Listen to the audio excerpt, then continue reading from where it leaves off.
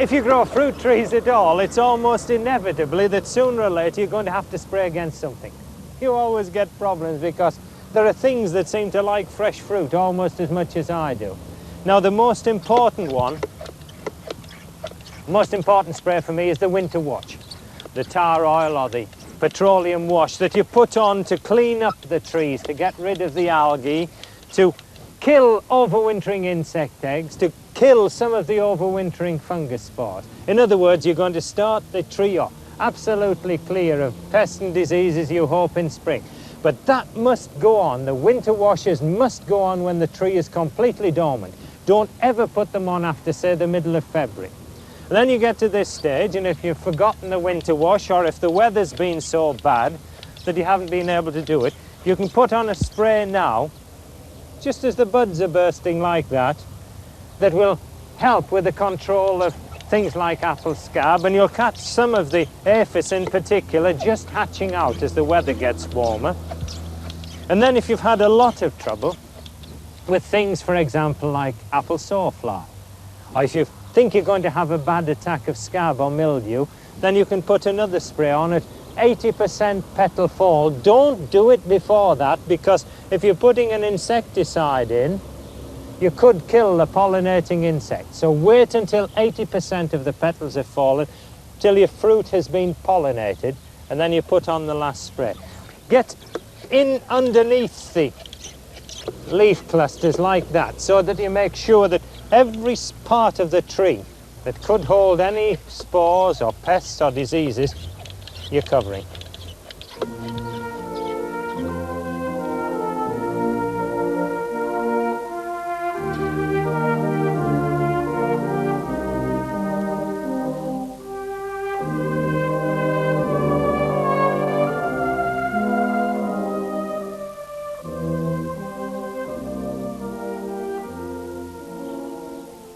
And when you're designing the fruit garden, there's one important point that you've got to remember. Yes, certainly pick the varieties that you like, the good cookers and the good eaters, and then just check a little further and discover whether they'll cross-pollinate.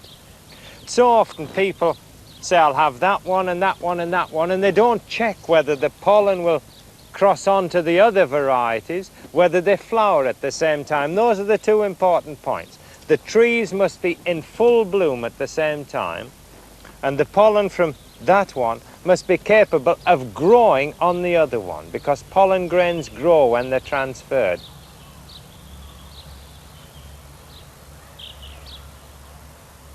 So many of the pests and diseases which attack our fruit trees, and particularly apples, are working quietly in secret. You don't notice them. There's an apparently healthy group of apples, and you pull them apart, and there's a lot of debris on the outside and a little hole in the middle. And this is the frass, the chewed apple that the sawfly caterpillar that's feeding in the middle there has pushed out as it ate its way in.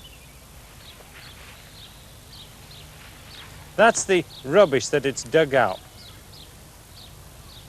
And that's where the little caterpillar's made its entry. And if you cut through like that, you can see the whole of the inside is damaged. It wouldn't keep, it won't store, it's not even fit to eat. And there's the little grub.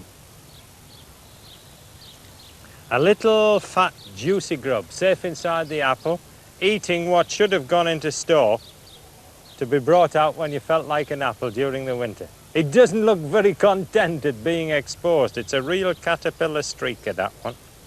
But it'll do no more harm, because there's a short, sharp way with pests. And you do get diseases too which attack your apple trees, particularly the apple scab. And this starts as little pustules down the center of the leaf, and they are raised up like little blisters, and then they turn olive green, and then they're brown, and they die. And sometimes in a severe attack you can get the tree completely defoliated, and that leaf too is going to be attacked there. And it marks the fruit. It causes the fruit to go brown in patches. That stops that area of the apple growing, and each one of those spots is capable, as they ripen, of producing masses of spores that spread onto the leaves of the apple, onto the stems, that will overwinter and continue infection next year. So if you get an infection of the fruit this year, you're going to have an even worse one next year unless you do something about it. And the other fungus disease, which apples seem particularly prone to, mildew. And this is particularly dangerous because it's destroyed completely the young shoot for next year. There you've got the young growth that should have been, what, 10 inches long? Stunted down to 1.5 inches, and it's going to die anyway because the terminal point is gone. Now, exactly the same spray that you use for apple scab will control apple mildew as well. So you spray with lime sulphur or with Captan, starting when the flowers have set, and then again 3 weeks later. And you can include the spray for controlling your sawflies at the same time. You must, if you're going to put your apples into the ground, you must look after them. If you want quality fruit, you've got to prune, you've got to feed, and above all, you've got to spray. I don't think really that you can grow good quality, top quality apples without using sprays of some sort. You can use sprays that are not going to harm anything else but the pest that you're trying to kill.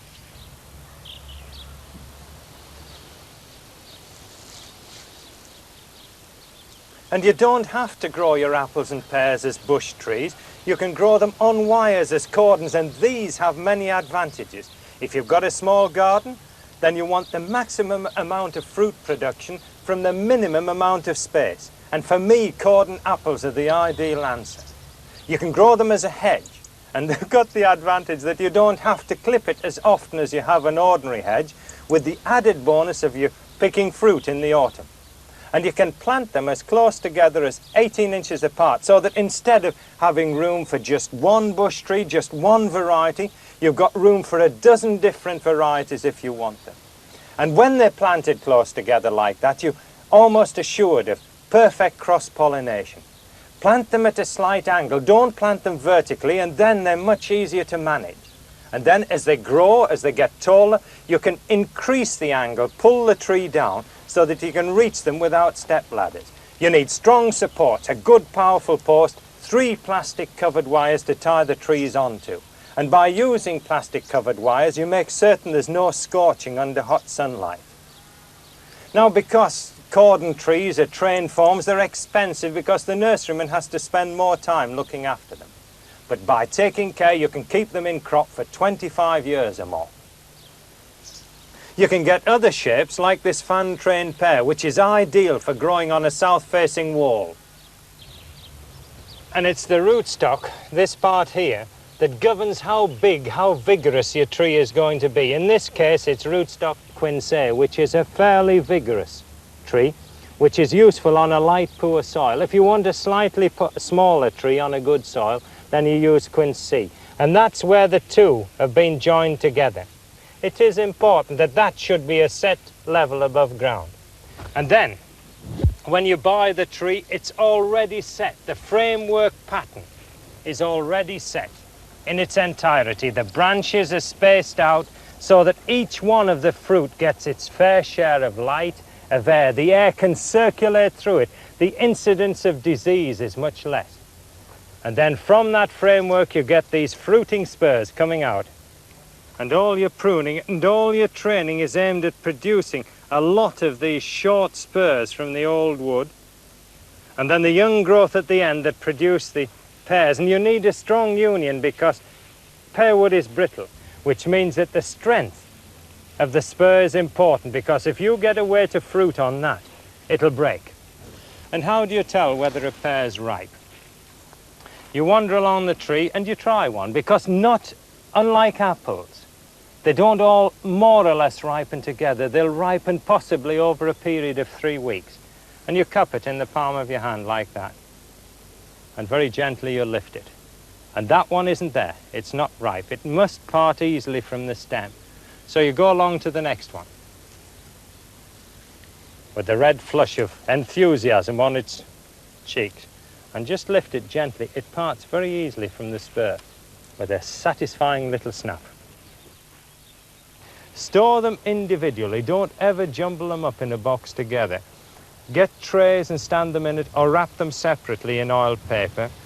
Don't, for goodness sake, put pears in the same room as apples. Keep them separate. You get the different fragrances, but the apples seem to have an accelerating effect on the ripening of the pears. But isn't it beautiful? And if you've got too many, as with a bit of luck in a good season you will have, why not make piri of them and have yourself a really good time? Homegrown pears and piri is a recipe that even Mrs. Beeton didn't think of.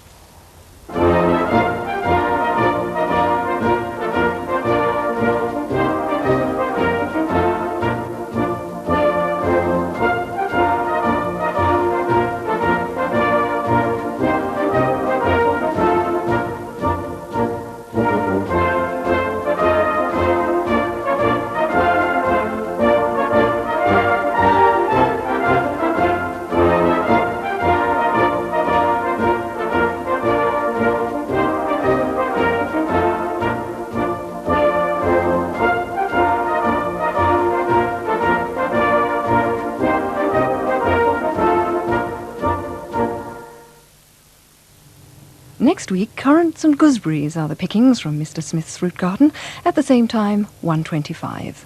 And you may like to know that this BBC book, which accompanies the series, is available from bookshops, price 95 pence.